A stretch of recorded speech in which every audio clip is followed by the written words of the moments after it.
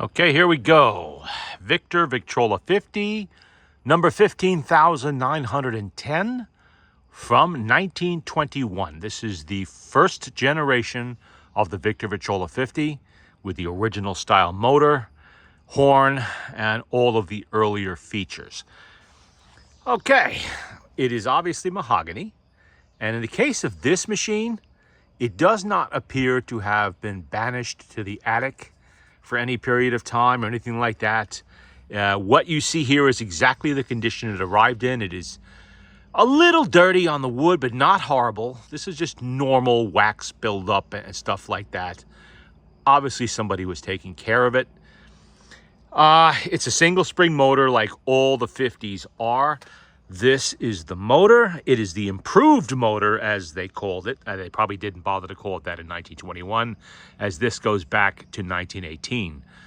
This motor was actually sourced from the Victor Victrola 4, the small tabletop. They share the spring and all of that. The basic motor is from that. I guess Victor did not know how to make a portable machine in 1921. They'd never done it before. The company was the largest phonograph or gramophone manufacturer in the world, talking machine in Victor terminology, but they had never seen the need to manufacture a portable phonograph before 1921. But after the Great War, there was a craze going on starting in the early 20s, late teens, around in there, for portable phonographs, and all the off-brands were kind of getting in on that. So Victor decided in 21 that they needed a portable phonograph, and they quickly designed this one. It's pretty good design, but it is overbuilt. It is more than a portable phonograph really needs to be. And they used the Victor Victrola 4 as their pattern, so to speak. They built a portable phonograph around the 4. Turntable size, motor, all of that. The horn, obviously, is internal horn. It is a Victrola. And they designed things like, here's the horn. This is the first generation of horn. It is a full aluminum horn. Later on, they didn't make a smaller horn, but what they did was only to here was metal. Just this part was metal, and then this was a wooden ramp built into the cabinet.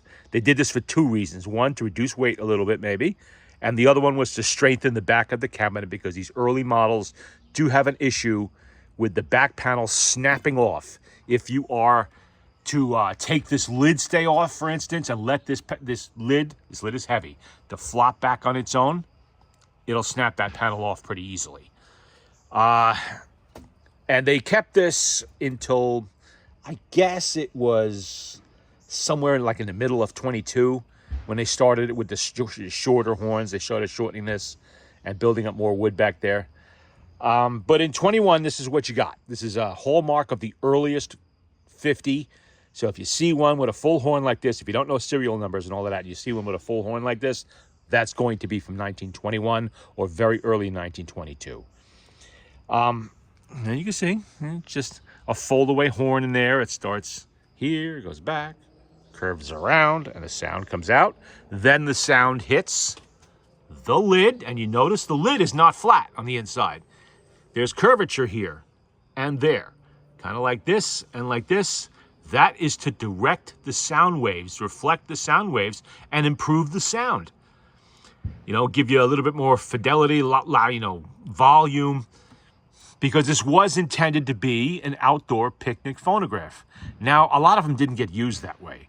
This one has a few markings on the bottom that I think it was. This did see some picnics and moving around, but sometimes these things sounded so good that people were buying them to be their home phonograph, to replace the big floor models and all of that stuff.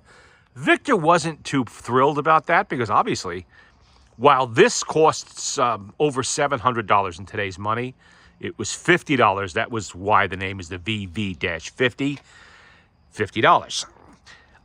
While the floor machines started at about $125 and went up from there. And the larger tabletops were, except for the Victrola 4, were more expensive also. But Victor didn't like that idea, because then you're not spending more money for the big phonograph. So in 1923, they came out with the Victor Victrola 35, which is your small black box fabric covered phonograph. A lot like those HMVs I was just making videos about. 100, the 101, the 102. Well, the Victor Victrola 35 was actually where the idea for those UK-built gramophones to come from. Victor did a lot of patent sharing with the gramophone company in the UK because Eldridge Johnson, the owner of the Victor Talking Machine Company, had a 50% stake of HMV stock. He did not run the gramophone company. But that big whack of stock meant that there was a lot of patent sharing going on. They were allowed to use the Victor patents. So they did. They copied the Victor Victrola 35, put their own spin on it, came out with the HMV 100, and it went from there. They continued to make portable phonographs until 1958, while Victor was pretty much done in the phonograph manufacturing business by 1932, with the very last ones leaving the Camden factory in that year. Period. After that, there were no more machines made in Camden, New Jersey under the Victor name. All the ones that had RCA Victor on them were made by other companies and just marketed by RCA. Anyway, they made this machine until 1925, the Victor Victrola 50. And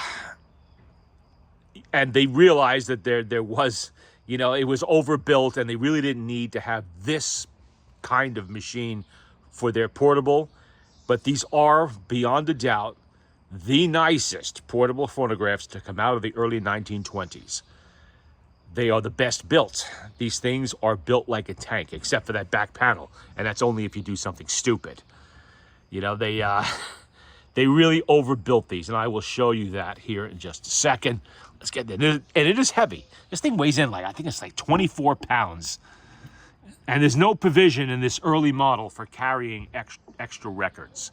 That would come later. They put a little clip on the lid and a taller post in the middle, and you were able to stack, I think, 6 records on the turntable. This machine came with the Victor Victrola number 2, the Victrola 2. And this was a common upgrade for a lot of Victrolas that were, smaller like this one, the Victrola 4, the Victrola 6, the Victrola 8. All of those machines in 21 still came from the factory with the exhibition reproducer.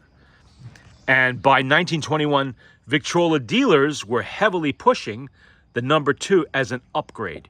So if you brought your broken, worn out exhibition in for service to the dealer, they would do everything possible to sell you one of these, telling you this is the latest thing, this is going to improve your sound quality. And it did. This is it's a good sounding, good solid reproducer. Nothing wrong with these. The exhibition sounds pretty good too, especially in smaller machines like this. There is some debate. I have been questioned multiple times of, the Victor Victrola 50 came out in 1921. They were all Victrola number 2s on those things. They came from the factory that way. Possibly in 22 and up, 23, 24, 25. 1921, they came with the exhibition from the factory.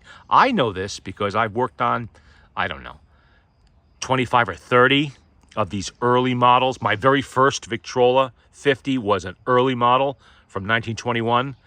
And I kind of look for these if I could find them with good back panels, or even without sometimes if the price is cheap enough.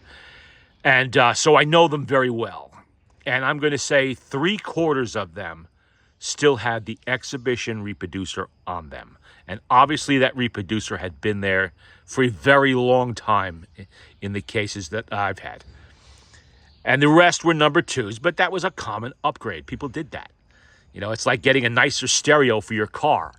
You want the latest technology. Well, in 1921, this came out in 1919, this reproducer. This was the latest technology, and you could either upgrade it at the point of sale when you bought the machine to start with, or a few years later maybe, or even 10 years later. They were still around. You could still get these. They fit easily onto this machine. It is possible to fit a number 4 reproducer on these machines. And I did actually buy one once that had an all brass number 4 reproducer on it. But they don't really fit well. They tend to hit the motorboard a little bit. It's not a very good fit because they were never designed to be used on this kind of machine. But the number 2 really fits on there perfectly. We have the motorboard here. And you will notice once you take your turntable off, there is this sticker under there. And there's your patent date. Now, generally speaking, 6 to 8 months. Every 6 to 8 months, they would update this patent sticker. So it tends to be that the year that's on there is going to be on or very close to the year of your machine. I'm not talking about the June 27th date. I'm talking about 1921. And in this case, that is correct. 1921. All right, let's, no grease on there, right? Now and on the back, there is, well, I have it upside down. Let's turn that around so you can see it. There is your oil and grease sticker right there. That's how you knew how to lubricate your new Victor Victrola 50. You can see the little felt washers are stuck to the motorboard. I'm going to leave them there for now. I'm probably going to replace those with new because I'm servicing this machine. This machine was playing. Not with this reproducer, obviously. I put one of my my rebuilt reproducers on there, and I played it the other day just to see. The spring is really dry and clanking and banging around in there, but it's actually still good. Everything is still working on the motor. The machine was still fully functional, which leads me to believe that this was a cherished item in somebody's family, and they didn't just banish it to some nasty, damp, dark hole somewhere where the rats spent 50 or 60 years crapping on it. You can see how the inside of this cabinet is just nicely built. This is solid mahogany. On these machines, the side walls, this solid mahogany. The only veneer is going to be here on top and on the bottom panel. That's veneer. This is solid mahogany. And the panel here, I believe, is oak with the veneer on it. And judging by the color, we have some more mahogany in here. They use extra strips to strengthen the cabinet. In the back, you have strengthening bits here in the corners. All 4 corners have them. That chalk mark there is original to 1921. What it means, I couldn't tell you. That is an assembly number from the factory. I do not know what it means. So if you open your Victor Victrola 50 and see chalk marks in it, it is not graffiti. Do not take that off. That is original from the factory. It's crayon marking, I think. Looks like it. And that's been there 100 years. That's been there. So there you go. I don't know what those 3 little lines mean. Something at the factory. I'm sure they would have known, but I do not know. And that back panel is not damaged at all. There's no cracks in it, which is how I like to find them. Lid stays a little bit bent there, but that's something I can easily take care of. It's not bad. Let me put this down so I don't catch my fingers in there. You can see we have wax buildup and stuff. That's normal. Given the age, these are shellac finishes. You know, you're going to run into that. Okay, let's take a look at the back. Let's be careful. The bottom's got some scrapes on it, but that will mostly clean up. That will clean up a little bit. And it will blend in when I clean it. The back panel, got some schmutz on there, is solid. All the way around, it's solid. No cracks. That's how you want to find them. Because while you're not going to see the cracks when you're displaying it or something like that, if there are any, some of the repairs people did back in the day tended to be on the crude side of things. And, I mean, I've seen some really, really nasty looking repairs with big strips of wood put on here and nailed in place and screwed down and everything like that. So you want to be careful when you buy one from these early years that you don't get something that is really destroyed. Not that that would stop the machine from playing. You know, it would still play just fine with a nasty repair back here, but it's unsightly. Let's see, we got a little bit of, starting to separate there a little bit. Looks like I'm going to have to clamp and glue that, but that's okay. That's expected. An easy fix. Very easy fix. Very nice panels all around. The handle is not horribly rusted. It's got a little bit of speckling on there, but that's kind of normal given the age and the fact it does get humid up here in the summer.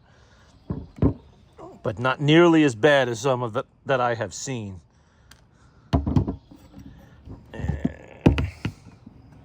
The side, pretty good too. So you always got to look at the sides that face downward. You can see a few scratches here like that. But considering this was intended to be used outdoors, carried around in cars and everything else, that is really good shape.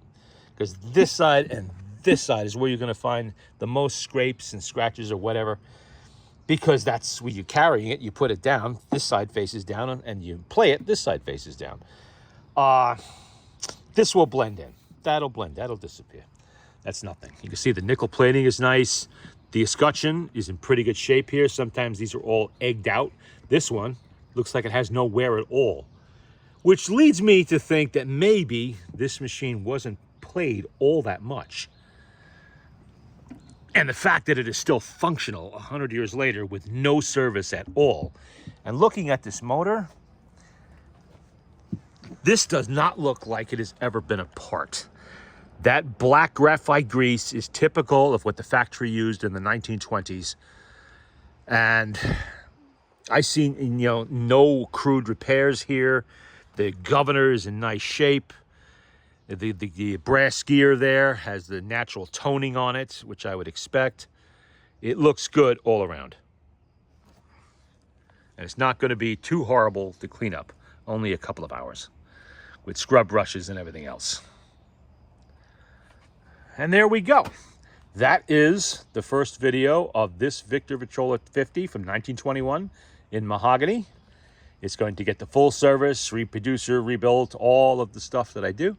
And it's been a little while since I did one of these. And, I want to get back into it. I have a bunch of these waiting in the wings, probably 10 more, that I collected up over the years and kind of stashed away when the prices were right. And I'm slowly doing them one at a time here and there. I usually do 1 or 2 a year. Plus, I do them, I've done some for other folks too. Nice machines all around. Probably, like I said, this is the nicest portable phonograph we ever made in this country. I know there are people that love the 255 and the 260 and some of the other ones, the 265 portables. And they're nice. They play very well and all that, but they somehow don't have the same magic as this first one does. The 255 is a steel case on it that'll stop a bullet. That thing is really heavy with that padded covering on it that loves to shrink with age and come off and ends up looking like crap a lot of times. And that's a difficult thing to fix. When they get, you'll have to recover those things, and they're not original at that point. The 260 is a fabric covered. That's actually made before the 255. A little confusing, I know. The 260 is a wood box. And I love the way they made the horns in those things with 100 little pieces of wood. But they don't have the same magic as a natural finished wood cabinet like this has. You can envision this in the rumble seat of a Model A, going down the road, or a Model T. Obviously in 21 it would be a Model T, or a vintage Cadillac, a Chevy of that era. And what else is I going to cover on this? I think that's about it for now. It's going to get the usual service, completely disassemble the motor, clean everything up.